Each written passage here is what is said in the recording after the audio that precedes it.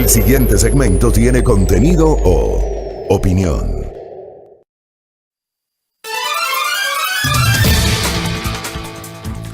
Muy bien, ¿qué hora tenemos? 6:27. Aquí me tocó reiniciar la computadora. Estoy reiniciándola porque me salieron ahí unas actualizaciones, entonces ya saben que se pone lenta la computadora. Pero bueno, ya estamos para comenzar. ¿Cómo están? ¿Cómo les va? Espero que hayan disfrutado el fin de semana, que hayan descansado, que hayan reposado, que hayan recargado energías y que con mucho ánimo empiecen esta semana, que viene a ser, pues, o viene a configurar el inicio de la segunda quincena del 11º mes del año. Ya mismo se acaba noviembre. Ya tenemos a la vuelta de la esquina el último mes del año, que para algunos sectores evidentemente será el mes, o podría ser el mes de la salvación del año, ¿no? En el punto de vista económico y comercial, fundamentalmente. Diciembre es en el Ecuador el mes más comercial, por encima de otras festividades. Si comparo con el Día de la Madre, con el Día del Padre, con San Valentín, diciembre sin lugar a dudas está en primer lugar dentro de la cadena de, digamos, fases que tiene la República para poder generar actividad económica, actividad productiva. Así que hay que meter mucho ñeque, muchísimo ñeque. Mañana juega la selección a las 16 horas frente al equipo de Colombia, con ese envión anímico que significó la victoria la semana anterior frente al seleccionado boliviano en territorio paceño, en La Paz, ¿no? La capital del Estado Plurinacional de Bolivia. 3-2 el equipo ecuatoriano. Mañana, evidentemente, con ese envión anímico, más la derrota en condición de local en Barranquilla. Colombia cayó 0-3 frente al equipo uruguayo, así que Colombia va a venir con todo, pero claro, también con con el golpe, tratar de asimilar por parte de los colombianos el golpe que significó la goleada en casa frente al equipo uruguayo. Y luego también en el caso de la selección, los jugadores ecuatorianos que han sido desafectados por haberse contagiado de COVID-19. Entre ellos Ener Valencia y Alan Franco, que han venido alternando en el rol titular. De todas maneras, Valencia y Franco no fueron titulares en Bolivia. En el caso de Valencia no jugó, el caso de Alan Franco entró al cambio en el último tramo del cotejo, finalmente no serán considerados para el día de mañana. Pero así estamos iniciando esta nueva semana de labores. Y claro, hablar, y tenemos bastante para hablar sobre algunas cosas que ocurrieron este fin de semana. Siempre planteo yo, gracias, antes de plantear lo que se iba a plantear, Petroenergía nos informa que el crudo ecuatoriano empieza el día de hoy a $41.06. $41.06, así empieza la semana el precio internacional del barril de petróleo. Bueno, siempre en este espacio, amable audiencia, me van a escuchar a mí tratar de apelar a la necesidad de no tener memoria corta. Y el Ecuador es un país que se caracteriza por la memoria corta. Es un país que se caracteriza por ser cortoplacista, es un país en donde no se investiga, es un país donde no se lee, es un país donde somos muy coyunturales, es un país donde nos olvidamos. Y es un país donde normalizamos determinadas cosas que deberían sorprendernos y escandalizarnos. Bueno, hablemos de la memoria corta. ¿Qué les parece? Y remontémonos 28 años atrás. Remontémonos a 1992. ¿Qué les parece? 28 años atrás. El 10 de agosto de 1992 se posesiona el gobierno integrado por Sixto Durán Ballén y Alberto Dajic Garzosi, quienes, como parte de la alianza entre el Partido Unidad Republicana y el Partido Conservador, derrotaron en la segunda vuelta electoral al binomio del Partido Social Cristiano, integrado por Jaime Nebot Saadi y Galo Vela Álvarez. 1992, la primera participación presidencial de Jaime Nebot y su primera derrota en un proceso electoral buscando la presidencia de la República. Se posesiona ese gobierno y claramente quedó establecido que la cabeza del frente económico era el economista Alberto Dajic Garzosi. Y la historia de este país, amable audiencia, recoge ejecutorias de ese gobierno liderado por Durán Ballén, o mejor dicho, presidido por Durán Ballén, para hablar con propiedad, presidido por Durán Ballén, pero cuyo frente económico, cuyas decisiones económicas eran lideradas por Alberto Dajic. La historia recoge que ese gobierno implementó una serie de decisiones económicas que claramente favorecieron los intereses de las élites y de los grupos de poder económico de este país.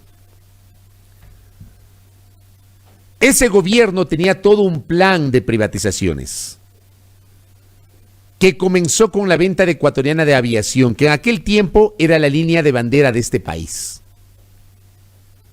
Ese gobierno pretendió vender el sector eléctrico y el sector telefónico.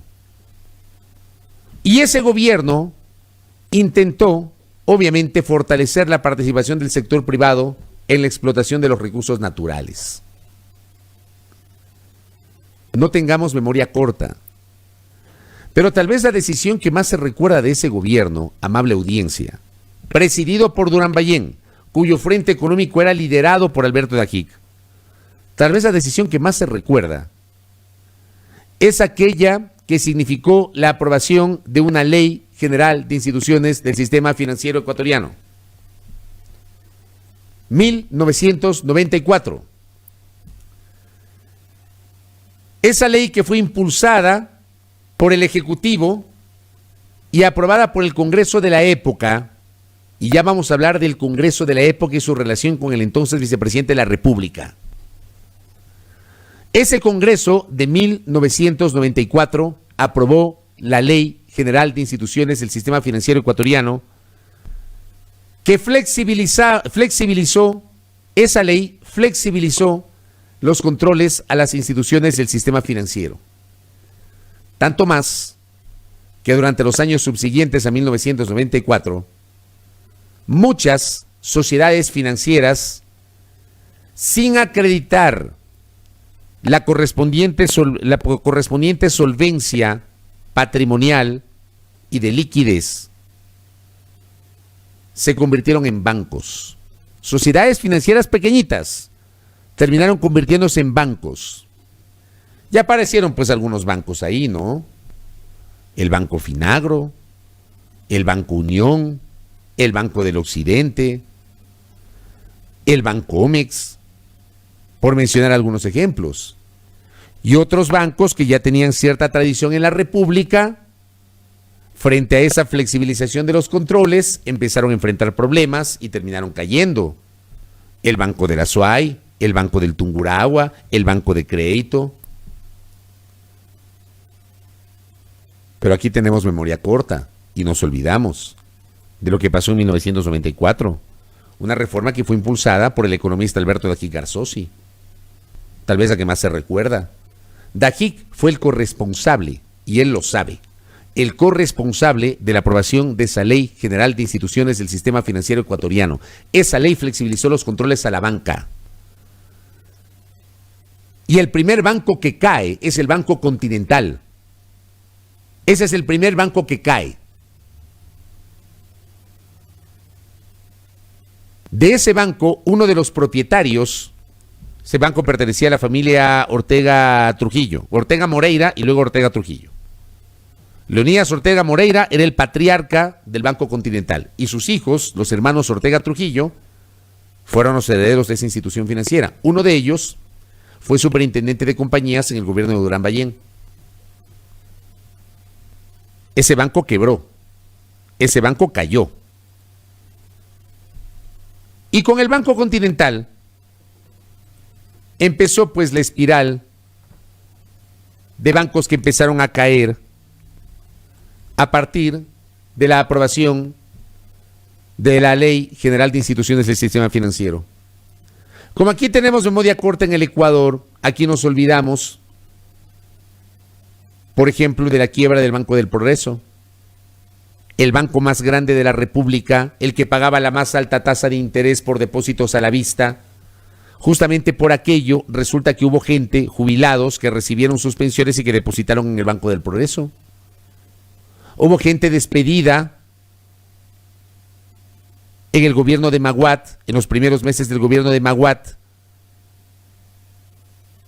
cuya compra de renuncias depositó en el Banco del Progreso y luego perdió la plata. Hubo gente que se murió porque no tenía recursos para poderse hacer atender en el sistema médico público ni privado. Pero aquí tenemos una memoria corta impresionante. ¿Y por qué hacemos esta mirada retrospectiva a lo que pasó entre 1994, 1995, 1992, la génesis? Porque el señor presidente de la República anunció la incorporación del economista Alberto Dajic Garzosi al equipo económico del gobierno. Hace 2 días, en la cuenta Twitter del presidente de la República, se publicó el siguiente tuit. Doy la bienvenida a Alberto Dajic, quien brindará su valioso aporte en el Consejo de Asesores Económicos. Agradezco a Fausto Ortiz y Manuel González por haber acompañado las decisiones económicas durante los últimos meses. Y pone, esto me parece lo más llamativo del tuit, ¿no? Pone en la cuenta Twitter del presidente, para cerrar este tuit, el hashtag o la etiqueta Sembramos Futuro. O sea, en la cuenta Twitter del presidente dicen que siembran futuro al nombrar como cabeza del Consejo Asesor Económico a un digno representante del pasado. Permítame discrepar y tratar de entender esa manera como se pretenden asimilar las cosas, ¿no? Porque de aquí representa el pasado. Y un pasado que evidentemente no es digno de recordar. No es un pasado digno de mencionar. Dajic representa el pasado, por sus acciones y por sus omisiones. Entonces nos dicen, sembramos futuro nombrando a Alberto Dajic. ¿Cómo se puede escribir eso? Después yo les decía, no tengamos memoria corta y empecemos a hablar justamente de aquellos bemoles que no solamente en el ámbito económico, sino en el ámbito político tuvo Dajic. El economista Alberto Dajic Garzosi finalmente no respondió ante la Administración de Justicia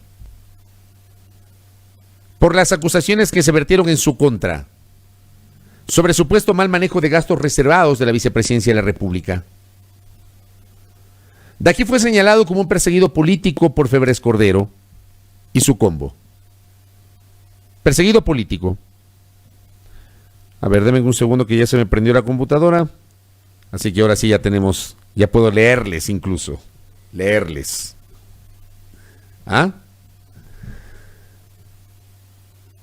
Mucho se habla de la persecución política en contra de Alberto Dajic, maquinada desde el Partido Social Cristiano. A Dajic lo acusaron de mal manejo de los fondos reservados de la Vicepresidencia de la República en 1995. Ese tema lamentablemente nunca se aclaró. Nunca se aclaró. Hubo reportajes en revistas, en periódicos, sobre el supuesto incremento del patrimonio del entonces vicepresidente de la República. Yo recuerdo, por ejemplo, un reportaje de la revista Vistazo en 1995, cuando incluso había una foto en toma aérea del Club Biblos, me parece, en Guayaquil, donde supuestamente estaba construyendo su domicilio el economista Dajic. ¿Qué pasó con eso? ¿Se aclaró finalmente aquello? Más allá de la persecución política de la que se ha hablado, ¿no? Pero a mí lo que me interesa saber es si el economista Dajic logró aclarar o se logró probar en contra del economista Dajic que hubo un mal manejo de los fondos reservados. No, no se logró probar ni lo uno ni lo otro, porque el juicio fue nulitado.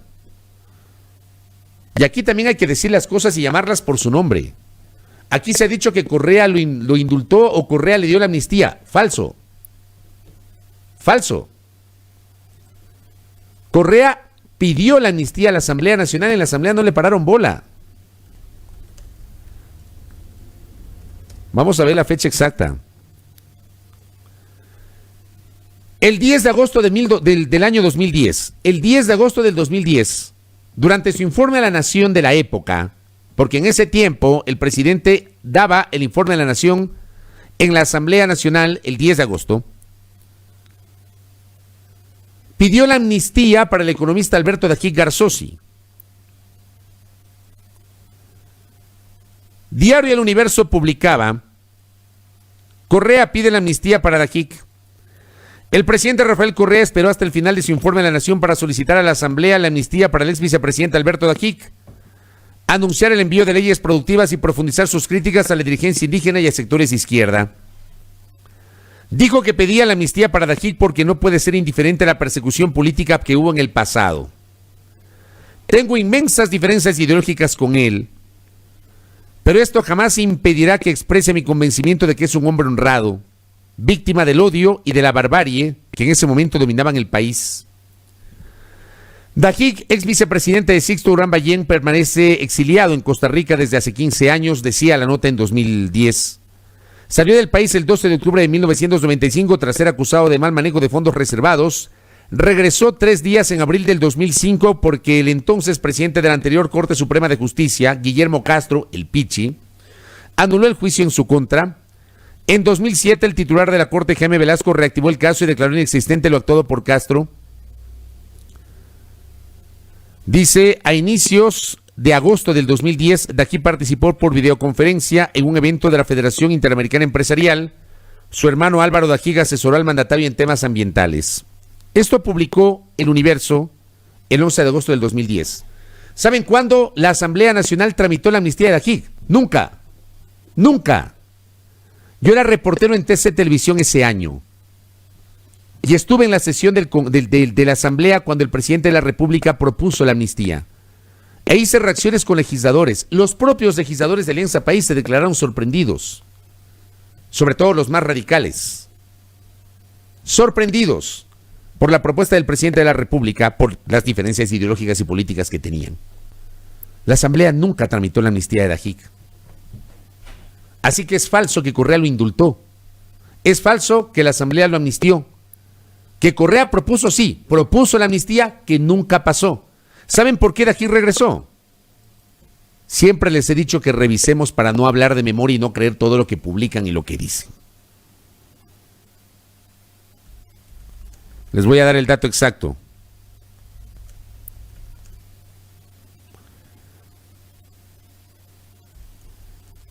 El dato exacto.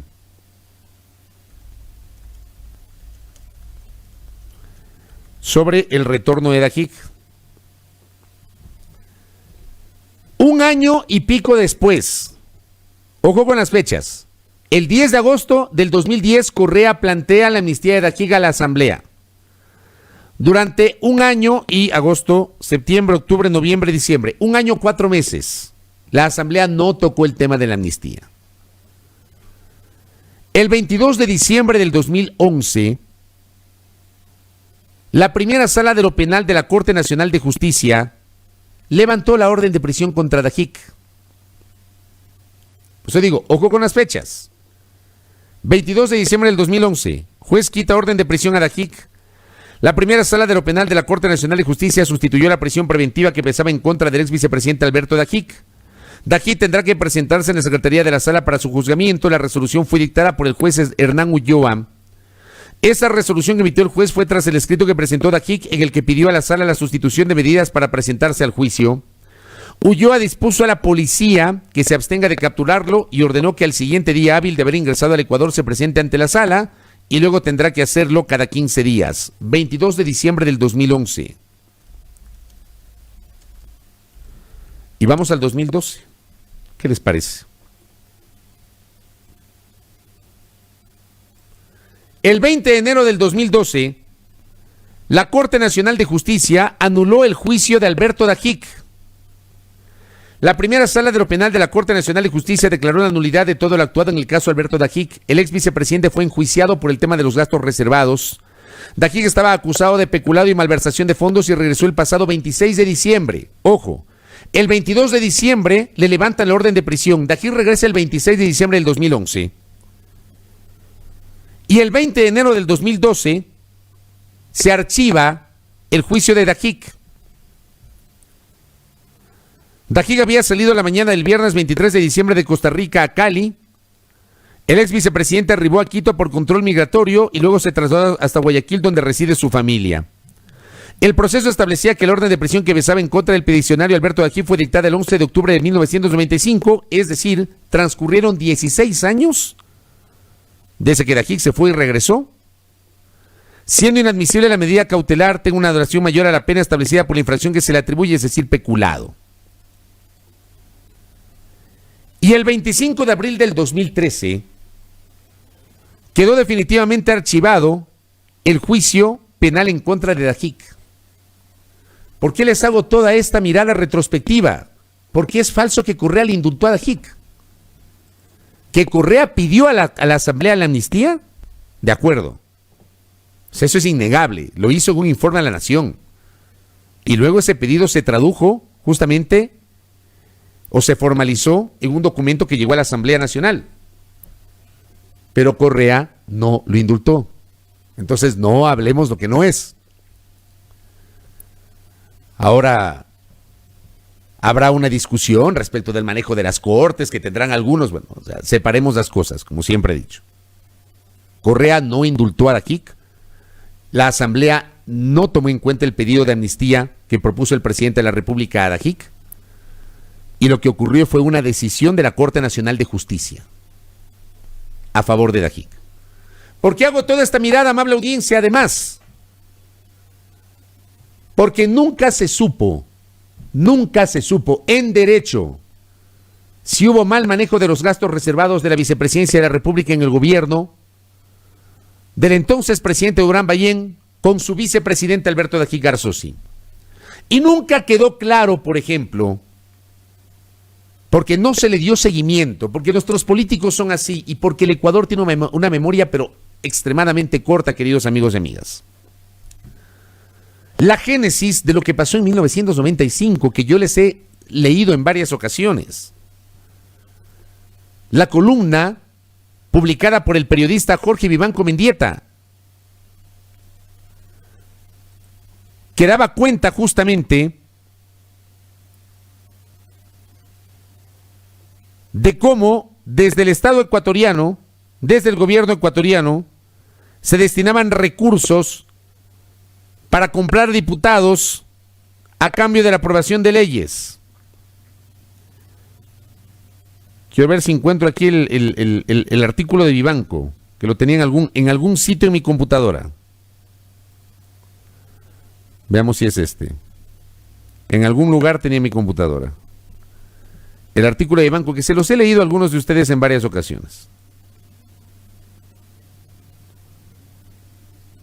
¿Pero dónde estará? A ver. Ténganme paciencia, ¿eh? A ver si encuentro el artículo.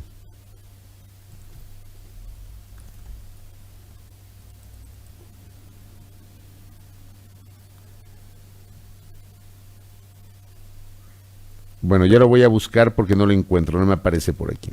Ya lo vamos a buscar. La otra vez lo había encontrado y les di lectura para que un poquito ustedes conozcan esta realidad de la cual casi nunca se habla, porque en este país tenemos memoria corta. En 1995, el periodista Jorge Vivanco reveló en su columna Barajando los Días. Si mal no recuerdo, la columna se llamaba Chantaje y más chantaje. Y en esa columna había publicado la revelación del entonces vicepresidente de la República sobre la necesidad de destinar recursos para comprar las conciencias de varios diputados y poder viabilizar la aprobación de leyes en el Congreso Nacional de la época. Y allí pues comenzó la presunción de que esos recursos salían de la cuenta de gastos reservados de la vicepresidencia de la República. Recursos que además se manejaban en las cuentas personales de los secretarios del vicepresidente de la República. En las cuentas personales. Porque en ese tiempo resulta que los gastos reservados, una plata que no era auditada, porque se llamaba así cuenta de gastos reservados, manejaban dinero contante y sonante, y resulta que depositaban en las cuentas de los secretarios. En ese tiempo no había transferencias electrónicas, no teníamos internet. En ese tiempo se pagaban con cheques. Resulta que algunos microfilms se habían perdido.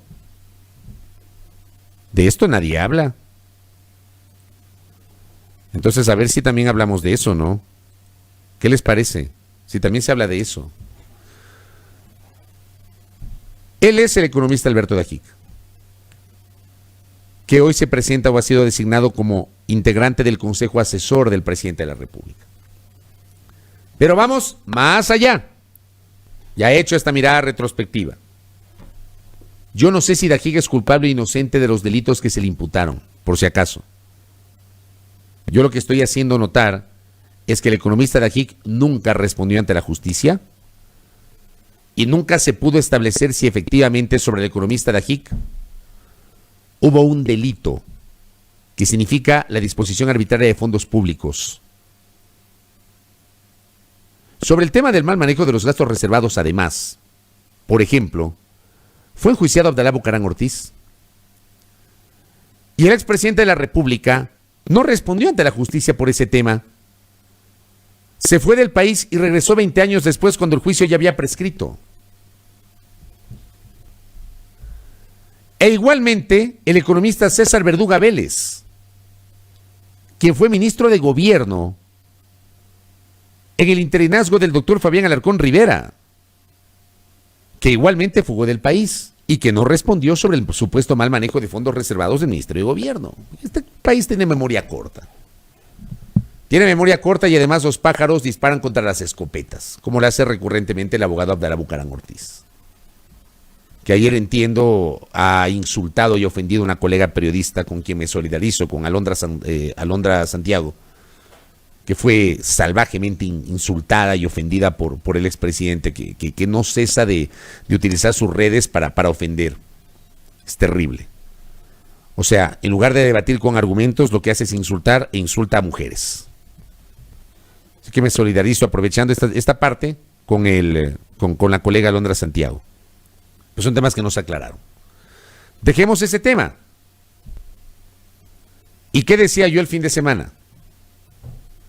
Ya sobre la designación en sí del economista Dajic. Decía yo el fin de semana, como decía para los seguidores de la saga de Star Wars, como decía Darth Vader en el episodio 4, La Nueva Esperanza, cuando se enfrenta con Obi-Wan Kenobi, el círculo está completo. Bueno, aquí se cerró el círculo, se completó el círculo. Con la designación de Dajic, el gobierno cerró el círculo. Está cerrado el círculo. Y es la confirmación ya definitiva. Ya no hay dudas, no hay manera. La confirmación definitiva del viraje total del gobierno del presidente Moreno respecto de su visión política y económica. Viraje total. Porque está claro que con la visión económica de Dajic, el presidente Moreno no ganó las elecciones. Perdóneme, pero termina siendo así.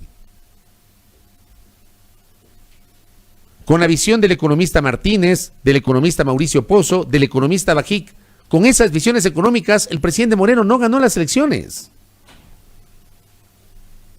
Y yo quisiera entender, ¿cuál es la visión ideológica hoy de Lenín Moreno Garcés?